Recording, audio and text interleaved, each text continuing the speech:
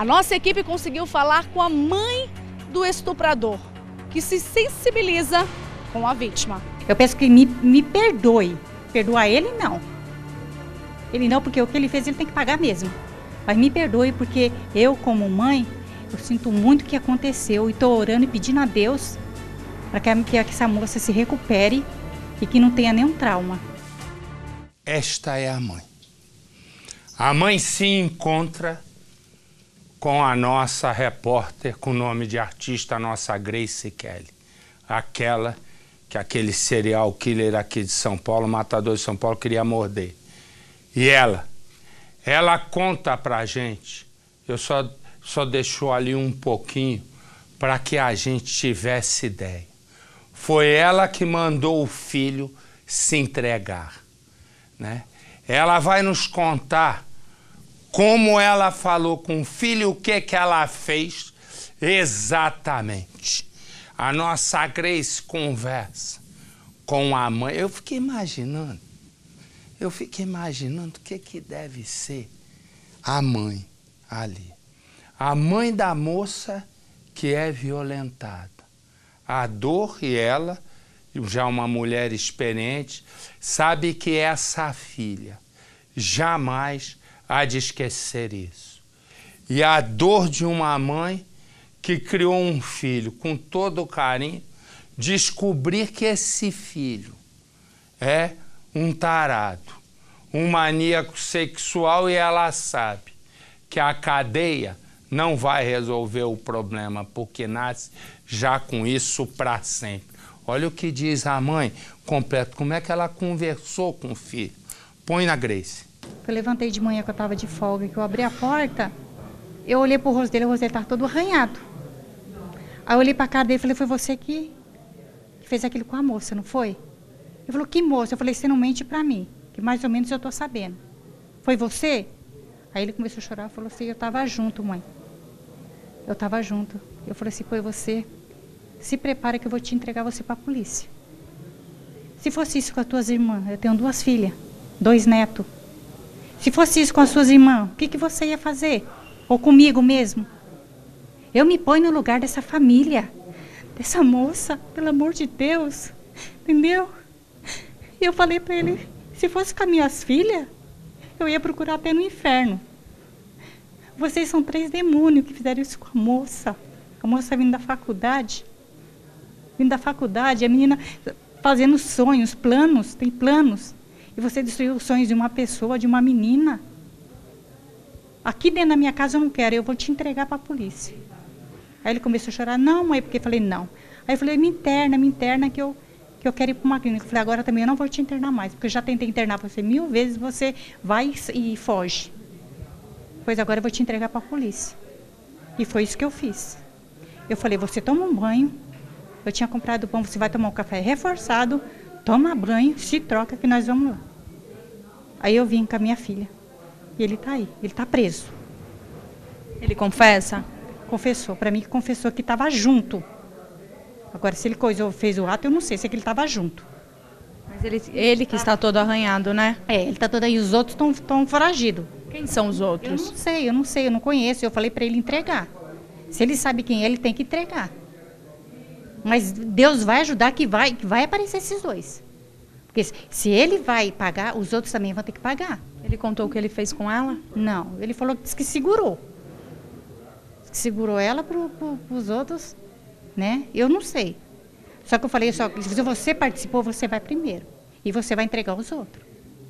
E essa coragem como mãe, trazê-lo aqui, o que você está sentindo? Não é coragem não, sabia? Isso aí é porque eu tenho 2 filhas. Eu me ponho no lugar dessa mãe. O que essa mãe não está passando? O que essa coitada da menina não está passando agora no hospital? Como se essa menina sai, quando sai do hospital, como é que vai ficar a cabeça dela? Entendeu? Porque eu, como mãe, eu me ponho no lugar da família. Entendeu? Eu tenho minha filha, eu tenho uma filha casada. Eu tenho 2 netos. Eu tenho essa minha caçula de 18 anos. E tenho ele, o meu filho de 20 anos. Não precisa, moça, ele fazer isso, não. A gente é pobre, mas nunca faltou nada para eles. Principalmente para ele. As minhas filhas às vezes brigavam comigo, dizia que eu, como é que fala? Apoiava, assim, tudo que eu comprava, tinha que guardar para ele, porque filho é filho. Tudo que um come, eu tenho que comer também. O que tem dentro de casa, todos comem, né? E nunca faltou nada para ele? Nunca faltou nada, nunca. Ó, ele trabalha, ele tem um serviço dele, ele tem um salário dele. Ele, como ele é solteiro, o dinheiro que ele recebe dá para ele. Entendeu? Ele disse por que ele fez isso? Droga. Tava cheio de droga. Ele e os outros caras. Tava cheio de droga, entendeu? E a senhora quer agora que aconteça o que com ele? Que ele vai preso, que ele vai pagar o que ele fez. Ele fez, ele vai pagar. E aí, tá na mão de Deus. Deus sabe o que faz. Eu creio muito em Deus. E ele vai ficar na mão de Deus. Deus faz o que ele achar melhor. A senhora fez sua parte? Eu fiz a minha parte. Fiz a minha parte e ele está preso. E ele vai ficar preso. Entendeu? Então, eu já estou falando porque eu não tenho culpa. Porque não foi isso que eu ensinei para ele. Meu marido não tem culpa. A minha filha, nós não temos culpa.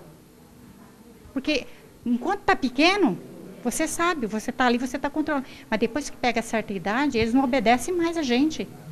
A senhora tem algo para dizer para a família dessa vítima? Tenho sim. Eu peço que me perdoe. Perdoar ele, não. Ele não, porque o que ele fez, ele tem que pagar mesmo.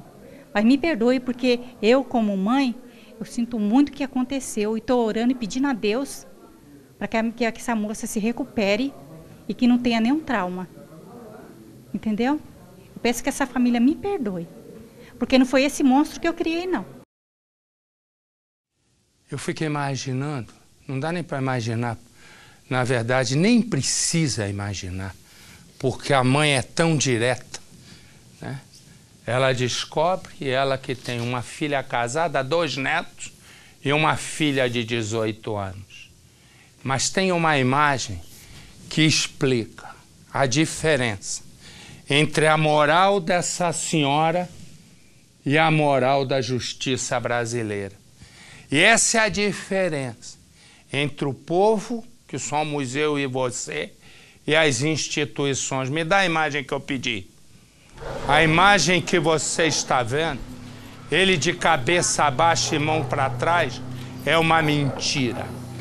Essa é a imagem dele sendo solto. Olha lá como ele não tinha algema. Ele não fica preso porque a lei eleitoral, a justiça brasileira, disse que ele pode violentar, que ele pode confessar ser um estuprador, mas que ele não precisa ficar preso. E essa é a diferença exata e acabada entre a moral da justiça brasileira e a mãe desse estuprador. Ela leva o filho, ela o obriga a se entregar, ela o obriga a contar a verdade, dizer que estava na cena da violência sexual, que segurou a menina, que está todo arranhado, que participou. Eu fico imaginando, dentro daquela delegacia, a frustração dos policiais de não podê-lo colocá-lo atrás das grades.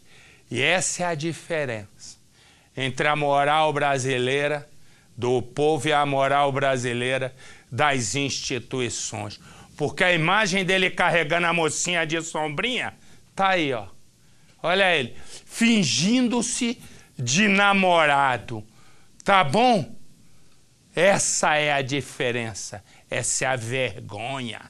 Essa é a vergonha da gente.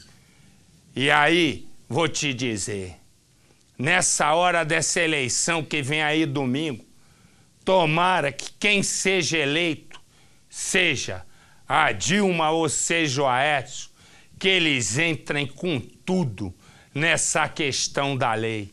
Ah, tem que entrar, porque senão não adianta nada.